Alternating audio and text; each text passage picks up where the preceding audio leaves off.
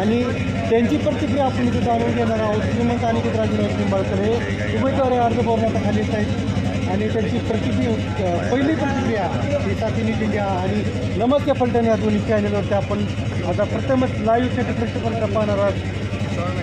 आता श्रीमंत अनिकेत राजेनाईक निंबाळकर बाहेर येत आहेत आणि त्यांची पहिली प्रतिक्रिया. बाबा नमस्ते, आपण उमेदवारी अर्ज करून आलेला आहात आणि आपली पहिली प्रतिक्रिया. पहिली प्रतिक्रिया म्हणजे ह्या उमेदवारीच्या मागे एक मोठं कारण आहे. फलटणमध्ये जी दहशत झालेली आहे आणि एक भीतीचं वातावरण निर्माण झालेलं आहे त्याला कुठे संपवण्यासाठी मी उमेदवारीचा अर्ज भरलेला आहे आणि या शर्यतीत भाग घेतलेला आहे.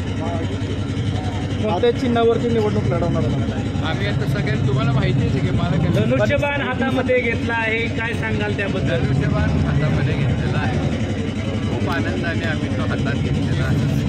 तरी एकनाथ शिंदे हे सत्तेमध्ये आहेत आणि तुम्ही सुद्धा सत्तेमध्ये जातात. या सत्तेत तुम्हाला फायदा होईल असं वाटतं तुम्हाला? 100% फायदा होईल.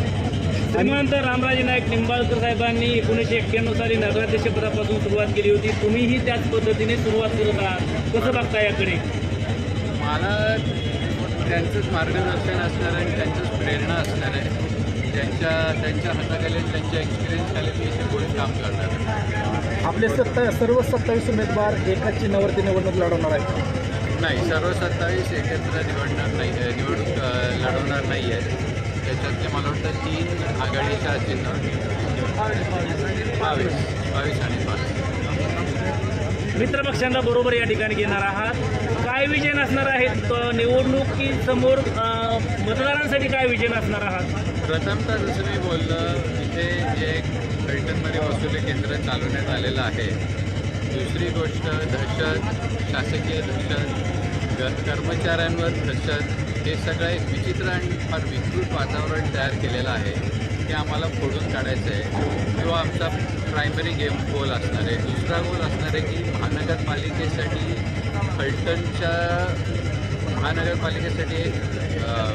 फलटणला महानगरपालिका बनवण्यासाठी जे काय प्रयत्न करावे लागतील ते आम्ही करणार आहोत. निंबाळकर विरुद्ध निंबाळकर हा सामना 2004 साली झाला होता विधानसभेला आणि पुन्हा आता 2026ला निंबाळकर विरुद्ध निंबाळकर सामना होऊ शकतो. याकडे कसं बघताय? सामना होणारच आहे, 100% होणार आहे. पण तुम्ही विसरताय मी राजा आहे, तो धनी आहे. माझा जिंकणार मीच आहे. राजगडला एकूण किती जागा मिळतील? श्रीमंत अनिकेत राजेनाईक निंबाळकर होते. जिंकणार तर मीच आहे असं त्यांनी या ठिकाणी स्पष्ट केले आहे. मोठ्या संख्येने त्यांचे समर्थक या ठिकाणी उमेदवारी अर्ज दाखल करून बाहेर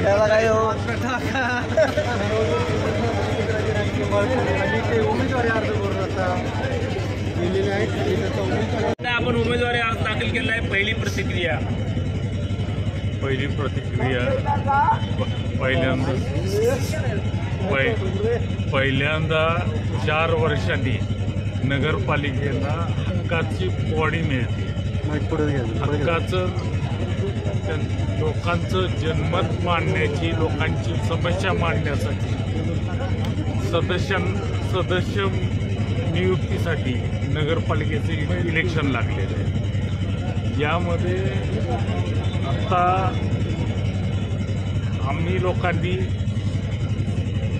सत्ताधारी पार्टी, विरोधी पार्टी, सर्व फलटणमध्ये सर्व पक्ष, सगळ्या पक्षांनी उत्साहाने या उत्सवामध्ये भाग घेतलेला आणि यासाठी फलटणकरांनी सुद्धा आता येणाऱ्या नगरपालिकेच्या इलेक्शनमध्ये उत्साहाने मतदानाला सगळ्यांनी येणाऱ्या 2 तारखेला मतदानासाठी सगळ्यांनी घरातून बाहेर पडून मतदान करावं ही आग्रहाची विनंती. भाजप आणि राष्ट्रवादी एकत्र लढत आहे.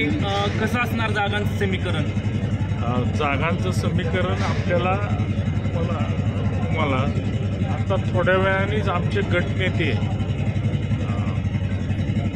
अशोकराव जाधव आणि आमचे राष्ट्रवादीचे नेते आमदार सचिन कांबळे पाटील हे तुम्हाला ते समीकरण सांगू शकतो. काय विजन असणार? तुम्ही निवडणुकीला नगराध्यक्ष म्हणून सामोरे जात आहात. काय विजन असणार?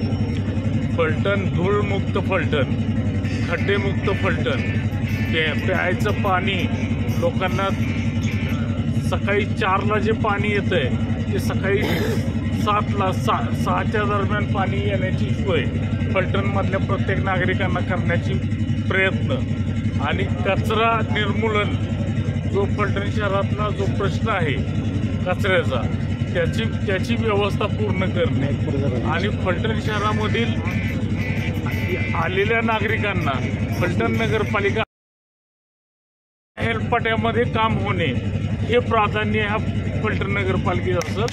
फलटण नगरपालिका ही सर्वसामान्य लोकांची नगरपालिका आहे. फलटण शहरातील नागरिकांची नगरपालिका आहे. हे सिद्ध करण्यासाठी ही इलेक्शन लढतो. खरं तर दिलीपसिंह भोसले यांचं नाव समोर येतो उमेदवारीसाठी, पण त्यांची तुम्ही मनधरणी कशी करून तुमची उमेदवारी आता जाहीर झालेली आहे, काय त्यांना सांगितलं तुम्ही? दिलीपसिंह भोसले साहेब यांनी आमच्या वडिलांबरोबर काम केलेलं आहे आणि त्यांना मी आशीर्वाद मागण्यासाठी गेलो असता त्यांनी मोठ्या मनाने सांगितलं की माझ्या मित्राचा पोरगा नगराध्यक्ष पदासाठी उभा राहतोय, त्यामुळे मी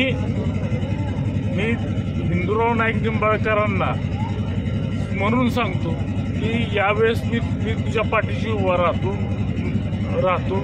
आणि तू काम कर, तू यावेळेस तू उमेदवार राहा असं त्यांनी आमच्या पक्षश्रेष्ठींना व आमचे राज्याचे नेतृत्व फडणवीस साहेब यांना त्यांनी स्वतः फोन करून कळवलं आणि मला उमेदवारी जाहीर केली. नाईक निंबाळकर 2004ला सामना झाला होता. यामध्ये श्रीमंत रामराजे नाईक निंबाळकर आणि रणजितसिंह नाईक निंबाळकर यांचा विधानसभेला सामना झाला होता. त्यानंतर तब्बल 21 वर्षानंतर निंबाळकर सामना होतो. याकडे कशी बघताय? ही इलेक्शन ही कुठल्या दोन घरातली लढाई नाही आहे. ही इलेक्शन आहे फलटणमधल्या लोकांना त्यांच्या हक्काचं ठिकाण आणि हक्क मिळवून देण्यासाठी इलेक्शन आहे. फलटण शहरात खड्डेमुक्त फलटण करायचं आहे. ओपन स्पेस लोकांसाठी खुले करायचे आहेत. फलटण शहरामध्ये लहान मुलांसाठी बगीचा निर्माण करायचा आहे.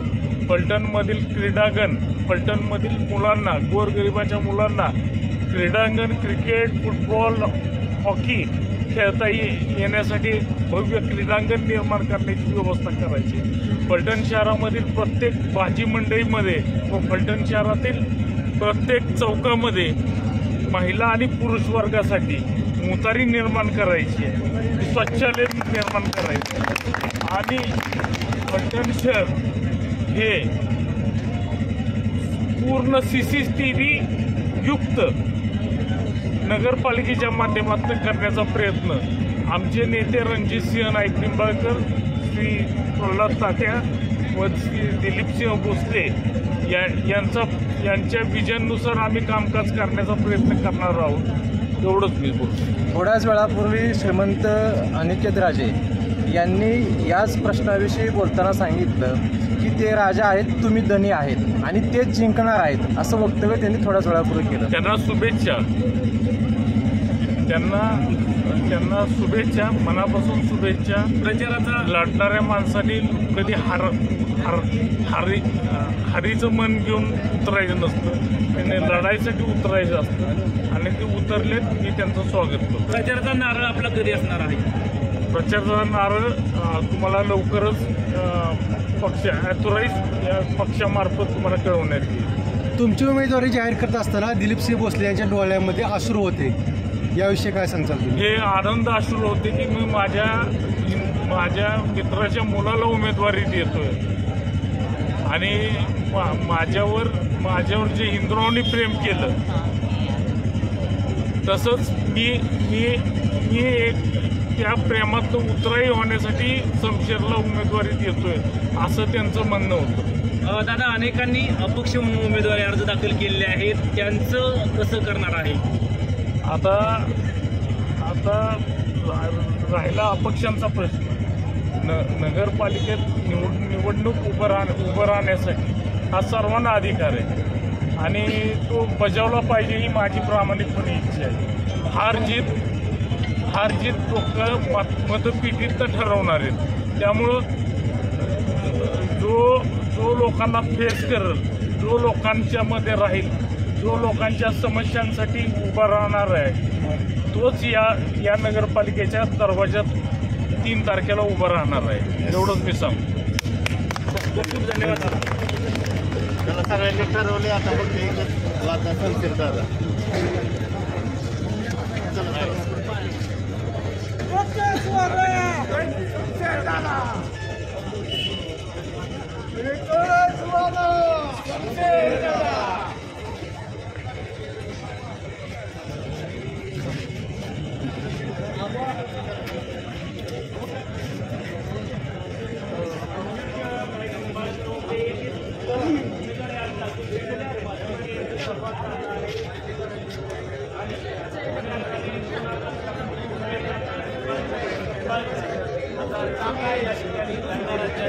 पाहायला मिळणार आहे.